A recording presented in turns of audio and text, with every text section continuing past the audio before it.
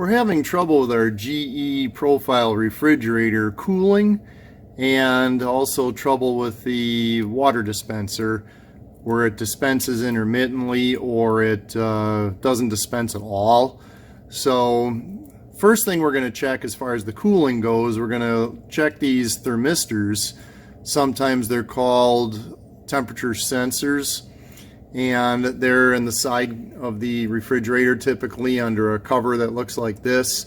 There's ones like this in the freezer, and there's also on the freezer coils way in the back of the freezer section. You have to take off the cover and everything to get at it. A lot of YouTube videos out there on how to access that one.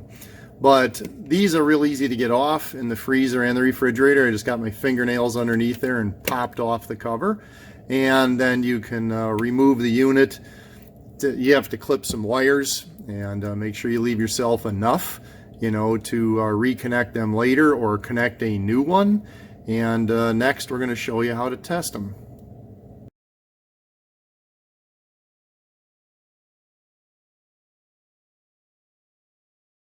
Okay, I was checking some charts and they say at about 41 degrees you should see like 12.7 ohms on these thermistors. And well, I'm kind of about 42 degrees, so that's pretty close. I tested all three of them here, which was one from the freezer, one from the refrigerator, and the new one, and they all check right around the same. So does not look like we got a thermistor problem. One thing underneath the refrigerator, we did find this sheet taped onto the bottom, removed the front grill, and reached up in there kind of over by the right hand side, and it gives you a little idea here of what your ohms should be at different temperatures. And right around room temperature, it was just right about right what they're showing there, 5 ohms. That was probably 75 degrees, so it was pretty close to that. So the temperature senders, thermistors, are still good in this refrigerator. And these little side covers is what you saw in both the freezer and the refrigerator. I just snapped those off. And the thermistor just slides right out of that hole. You know, be careful you don't tear this aluminum back, but you can sneak it right out of that hole there. They just slide right out. And you slide the new ones in, or the old ones if they're still good, and snap that cover back on. I'm also going to have to reconnect these wires. And there it is, snapped back into its opening. You can just see the thermistor temperature sensor inside that little cover. And that little cover just snaps out. I actually even took my fingernails and popped it. Many people maybe use a little flat blade screwdriver.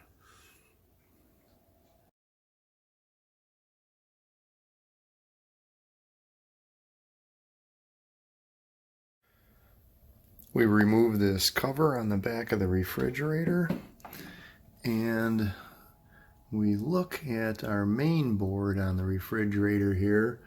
You can definitely see there had been some problems over time here. Got some burned marks there. You've got a little burned area over here on the board, and looks like it got a little warm up at the top too.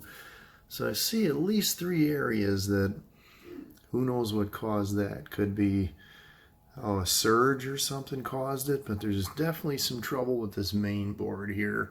So we're going to replace it, and I'm hoping that is going to take care of the problems we've been having with this refrigerator. Okay, the main board's removed, and to get it out, there's these little towers that stick out, and there's 4 of them in this area here. Pretty much 2 in the right hand corners and 2 over on the other side, and they go through these holes in the board. So you have to carefully take a pair of needle nose and give them a squeeze, and then gently pull on the back of the board with your fingers. You're squeezing these tabs on those white towers and then get it to pop and get it released out of the holes that are in the main board. Then the main board comes out, after you've unplugged everything from it. Pretty straightforward. You just pull the plugs out. The new main board is in, and carefully you have to push the main board over these little pegs and they will snap into position. Just be careful when you push them on. Do it evenly all the way around on the 4 pegs, and watch out for this ground wire here. I made sure it stayed outside all my wires when I plugged them back in, and it goes up against the back of the refrigerator, and one of the screws that holds the panel on the back also works at holding the ground in place. So make sure you get your ground in there and the wires don't get pinched underneath the cover when you're putting it back on. Main board's all tucked away, cover plate is back on, so I can get my cardboard cover plate back down here, and it's all cleaned out down there. Got all the dust and dog hair out from under there, which is really one of the first things you want to do. But it was dirty. I cleaned it out, and the refrigerator was still not running right. So hoping this main board does it for us. And had to go around to the front and set the temperature, because as soon as I plugged it in, it didn't run right away. So I had to come around and set the temperatures. 0 for the freezer, 37 for the refrigerator is recommended. And it's running, so we'll see what happens here.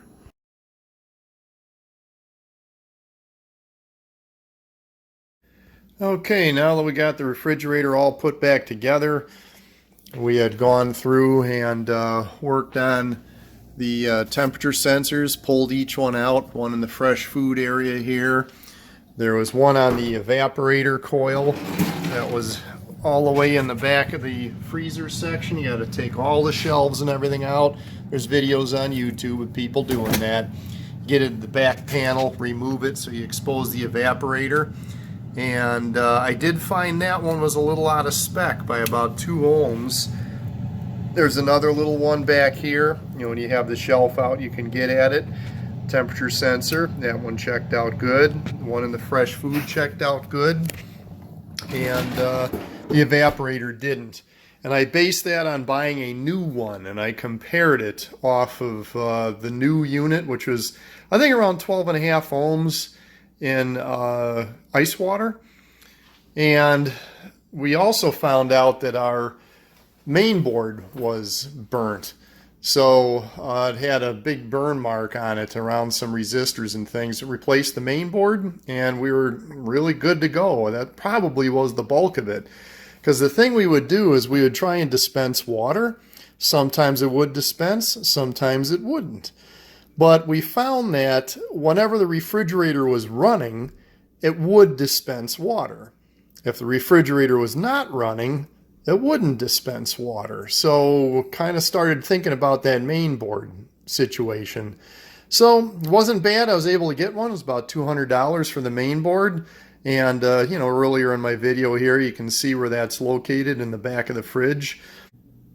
We did put the refrigerator on this trip light here, which protects the refrigerator from electrical noise in the system, surges, spikes, which is, I'm sure, what probably killed the main board. Some sort of a surge along the way had burnt it, and was, I'm sure, the beginning of all our problems.